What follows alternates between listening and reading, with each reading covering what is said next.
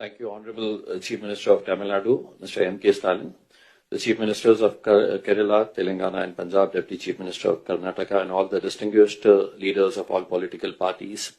I won't take much time as most of the points have been covered by the distinguished members. We are asking for fair delimitation from the most unfair government. Honorable CM Mr. Stalin, in his introductory speech, quoted the Union Home Minister, Mr. Amit Shah, in one of his speeches. He said that he has assured, in fact, that southern states will not lose seats because of delimitation. However, this does not mean that northern states will not gain seats. The problem is not that southern states will lose seats, but they will lose an effective voice in the national affairs. Reducing the voice of southern states relative to the more populated states will essentially make the Lok Sabha an Uttar Bharat Lok Sabha than a Bharat Lok Sabha with a nominal voice from southern states.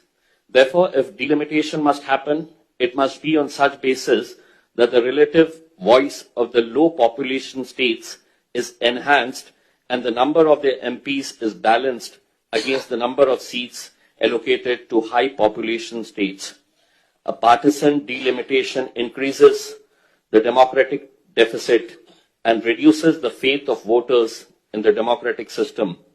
Our founding fathers viewed electoral democracy as the primary means by which the people of India would control their national destiny.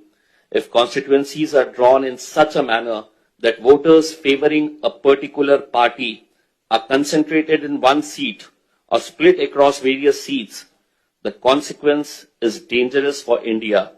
We have already seen that the number of Muslim MPs in Parliament has been abysmal. There are multiple states where there are either no MPs from minority communities, and this will further come down. That's the threat.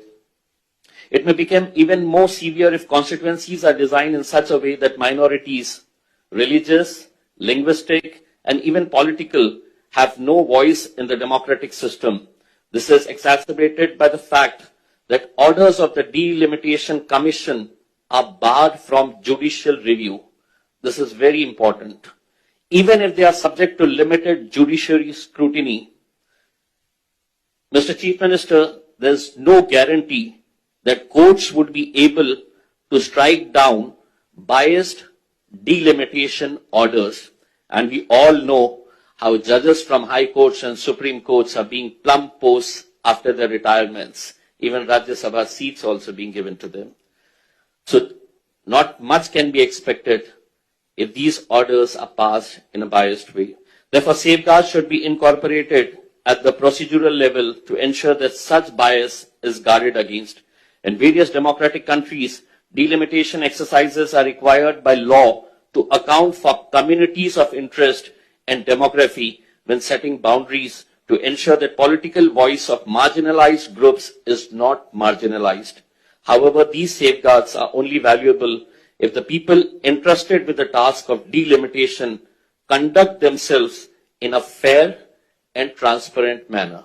I repeat this to all the members. These safeguards are only valuable if the people entrusted with the task of delimitation conduct themselves in a fair and transparent manner. And maybe I'm asking too much from the government. Thank you so much.